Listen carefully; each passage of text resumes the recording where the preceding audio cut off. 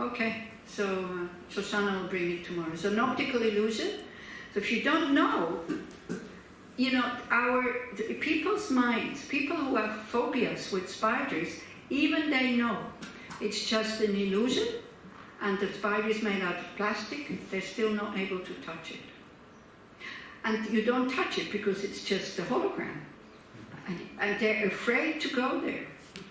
Even they've already been there and they made the experience that it's not there.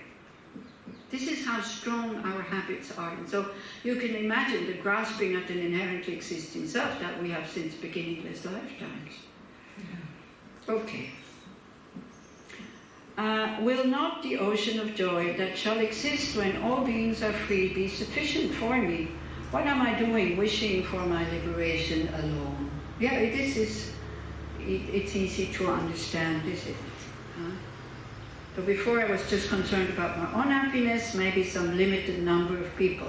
So this is very good also, to see when we take refuge, we usually put the people that we like behind us. These people are very important for our practice because they show us what it means to have an open heart and to make happily sacrifices for them.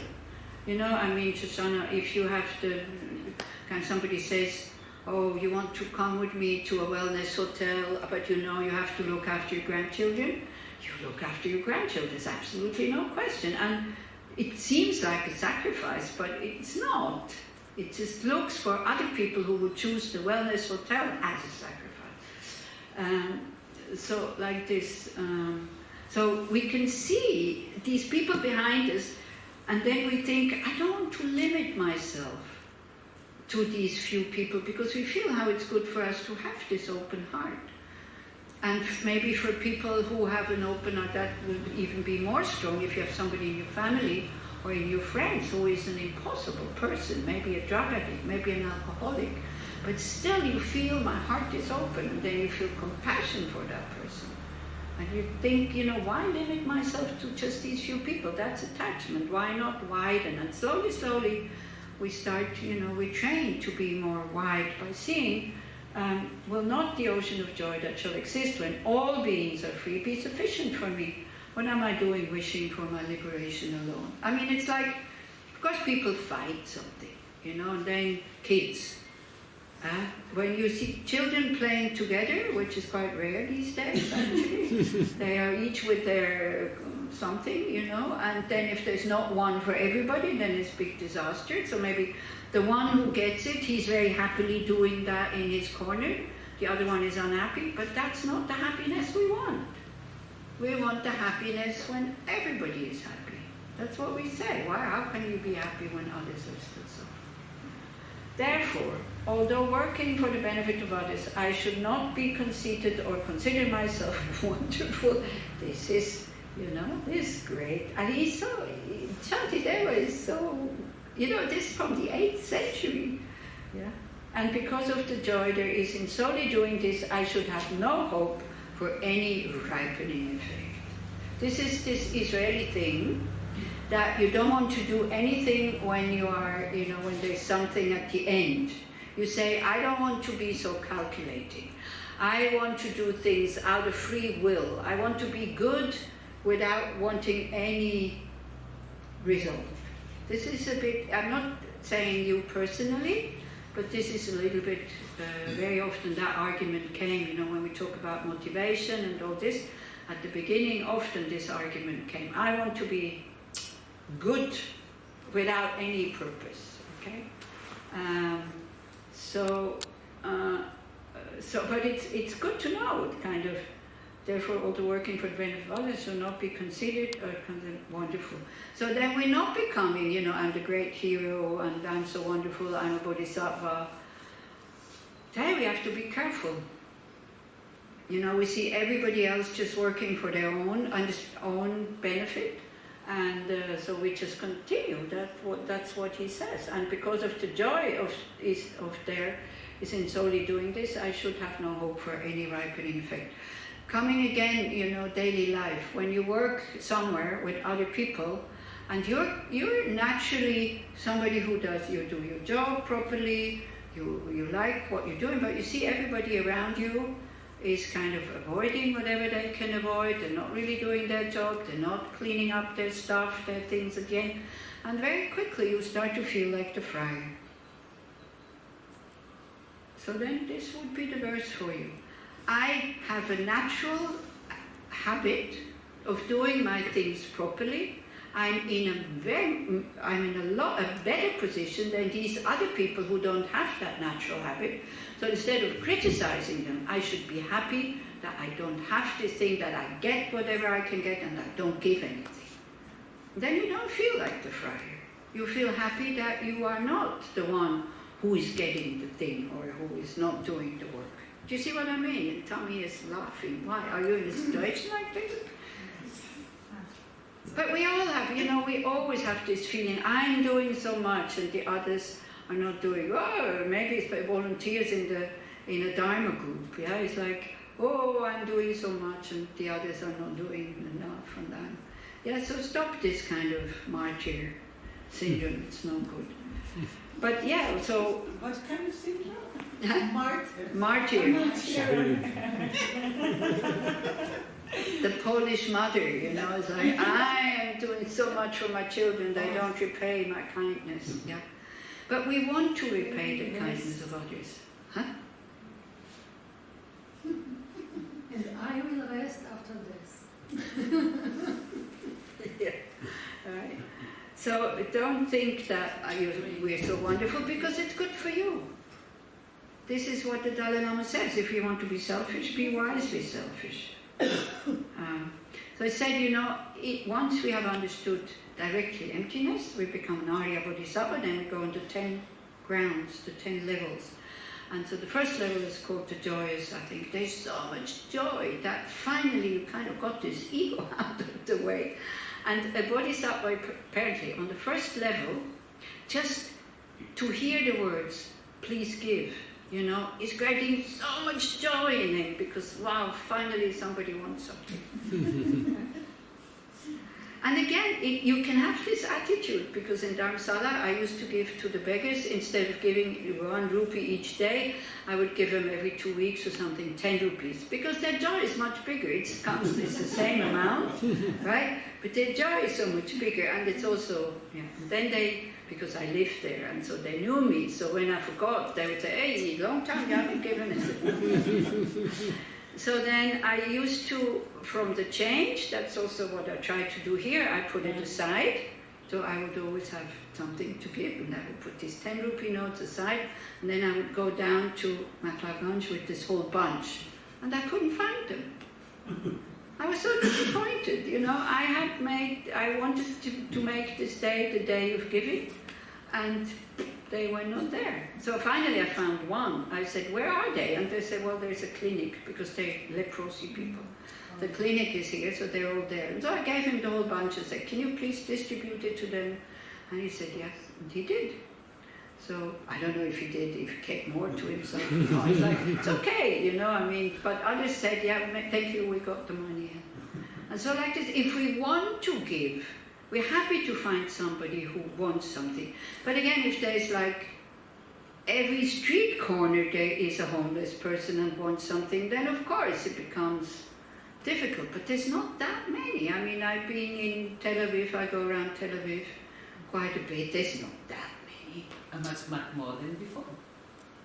Yeah, but still, we can still give, and some of them are really in bad shape. And some others are very happy, like the one I talked about, this, I was talking to him, and at the end I felt embarrassed to give him money, because I saw myself at the same level as him. He had really good views, but then at the end he said, didn't you want to give me any money? So I was very happy that I could give him money without being embarrassed. Oh. Yeah. I was really happy that he had asked for it, so like this. And the other one with the accordion, which is like Bloch Firol, he remembers my name after 3 years. He didn't know Margarita or Rita or something like this. We can't talk to each other. I don't speak any Hebrew, he speaks no English, no French, no German, no nothing. But we're so happy to see each other. So, We can create the connection. And you don't have to give if you don't want to give. It's fine not to give. It's absolutely no problem. But if you give, please give with respect and see them as the one. You are the one who is receiving, not them. They are making your enlightenment possible by practicing generosity in a very simple way, because you know what they want. If you give them money, that's what they want. And also give, not in order to get rid of them, because many people give. No, We just had a talk about it in Tel Aviv with friends. You know, they're coming to your table, and they're like, oh, and everyone is looking in.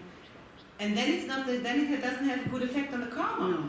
No, you it's should like look into their eyes and really as we said at the beginning, you know, equalizing ourselves with others to see could be me in that position.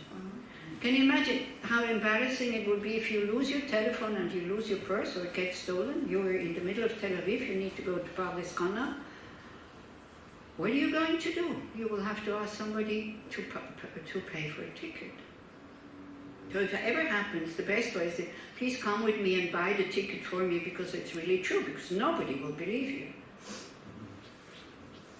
I bought a lot of tickets. And it was clear it's not for a ticket.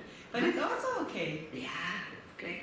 There was one priest in Switzerland, we talked about this, and he said, you know what, most of the people that tell me they lost it, it's not true, but I give anyway, because he said, if I would find out that it is true what this person said, and I don't give, I would feel so embarrassed.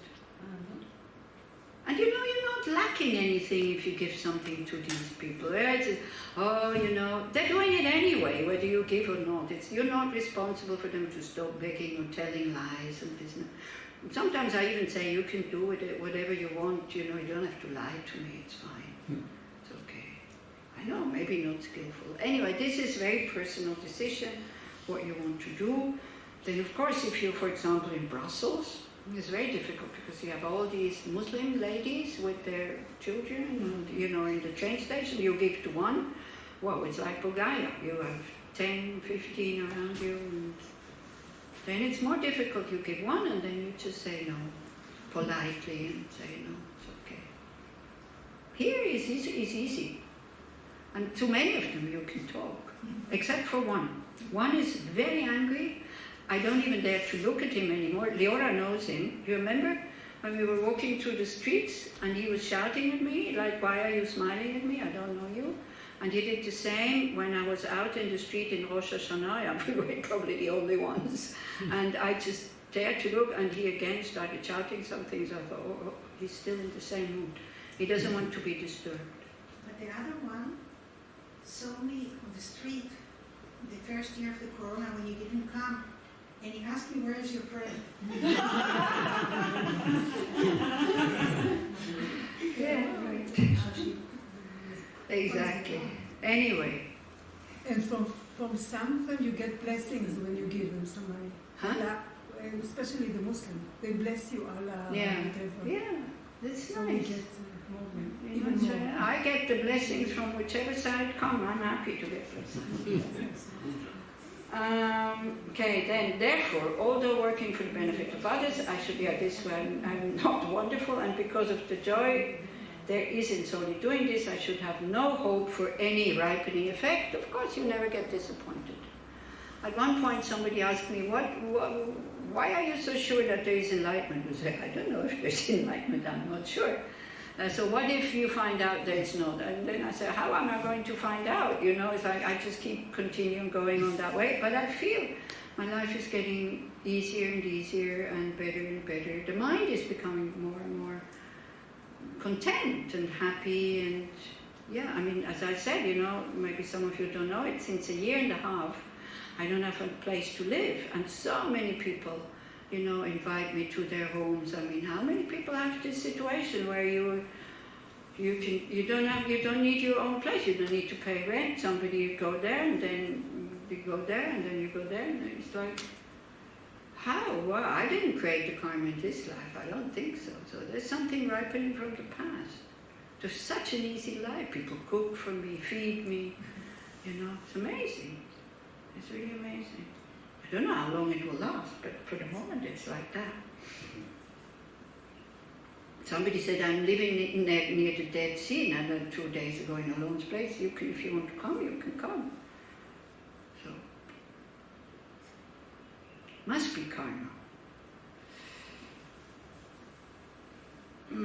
Why do you believe that you didn't create this karma also in this lifetime? Oh, if I see how I started. I mean, you're a gifted teacher, people like to come to your lessons, like to be with you. Why do you think when you show yourself as if you have like No, this somehow I created so much negative karma at the beginning of this life. I don't think so. Unless I purified at the it all. beginning, but I mean... Oh, I'm not sure.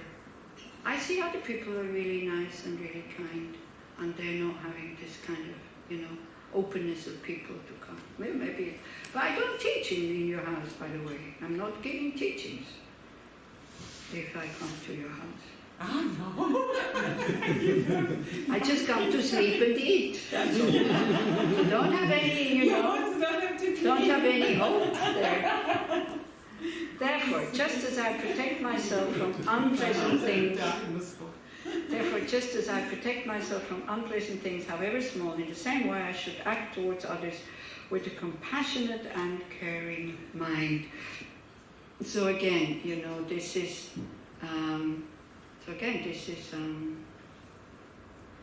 This is his decision, what he wants to do. So that's how it starts. We are deciding that. So if we can read a few of these verses just in the morning, and then maybe we're able to take them over into our daily life when it is needed.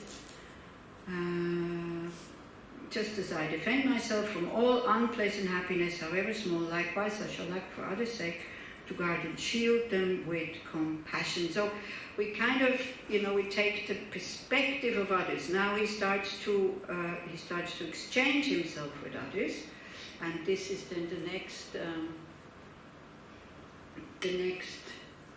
next argument, kind of, how. But I'm I, me, and they are them, and this is different, right?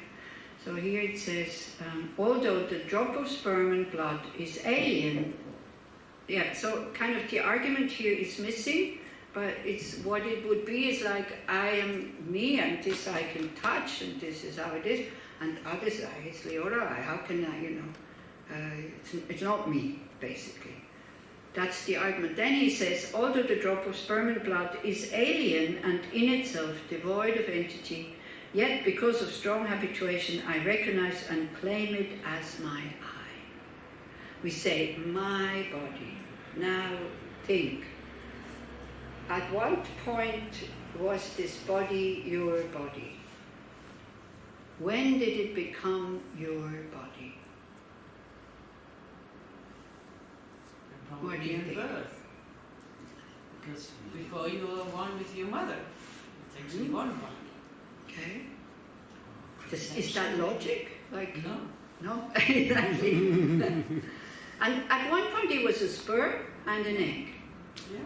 Believe it or not, every morning you look, or every time you look into the mirror, every time you touch something, you think, ooh, at one point, gosh, this is a miracle.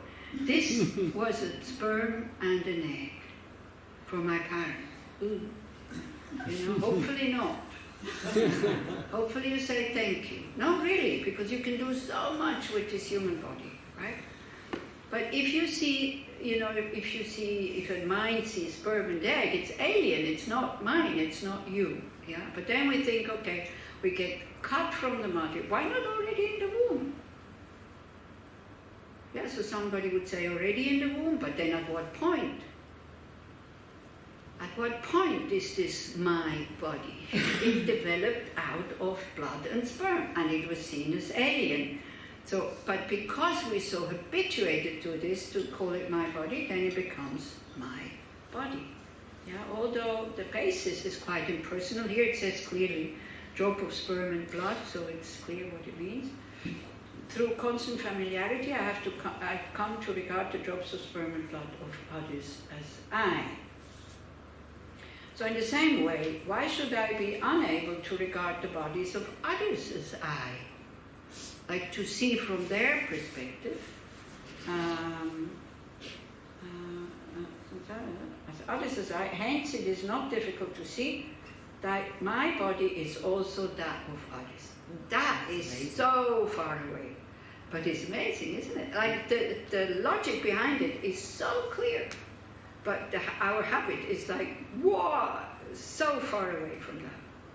The logic we can see. So it's through the logic we start to see. And, again, my children, if you have your own children, you're not sure if they're really yours. They could have been exchanged in the hospital, like Nama's movie there that she did. Yeah. Her daughter made a movie where it was exchanged, the baby was exchanged. So, how do you know? Did you do a DNA test? Is it really from your own blood and sperm, that baby? So, what do you think about this? I have come to regard the drops of sperm and blood of others as I, because we're familiar with this. That I, me here, one entity, one individual, and all the others out there are other. This is why I said, this is definitely radical thinking. This is not how the world thinks. If somebody has never heard this, they're like, what is this crazy thing here? Yeah, but there's a father at the clinic coming with a little boy, and then if there's a father at the clinic coming with his little boy, and then the mom calls him. And I already checked, so the father will say to the mother, we have pneumonia. We have. And it's the kids. Right, yeah, okay. Yeah. Immediately we go like this. So consciousness immediately takes the view of I when entering the sperm and egg, actually consciousness. I, objective, inherent, existing thing. But the cells come from others, and I would not identify other substances as I. We take possession of these cells, they become I, then taking possession of my partner, children, family, etc. We take possession and put our flag. Whoa, my partner, my children, my house, my possessions. Yeah, just habit. Just habit and some kind of agreement. I mean, the borders, that are between countries, they've been changing in Europe so many times. But still, it seems inherently existing, Germany, Switzerland, France. But it's not. So therefore it should be possible to change perspective. We try to feel how the other I feels, is sad, afraid, and so on. We really try to see, I have an I that makes me suffer. The other also has an I that makes it suffer. So we try to feel how the other I, this inherently existing I, feels at that moment. Not because, we kind of think that the other is just body and mind. We don't see the other ego because we don't feel it.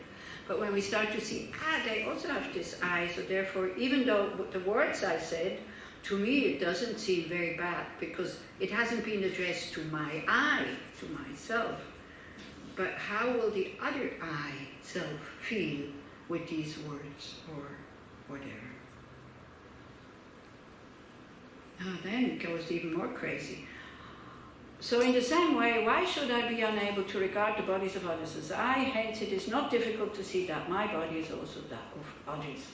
Having seen the mistakes in cherishing myself and the ocean of good in cherishing others, I shall completely reject all selfishness and accustom myself to accepting others.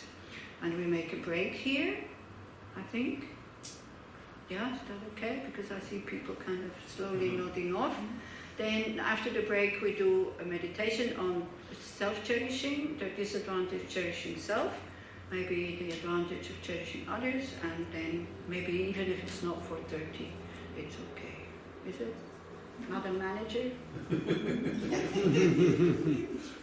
Okay, so we make break, 20 minutes, okay? Nah. Quarter of an hour, 15 minutes break, quickly. Yeah? Until 22 4, we do the meditation, probably finish by 4 o'clock.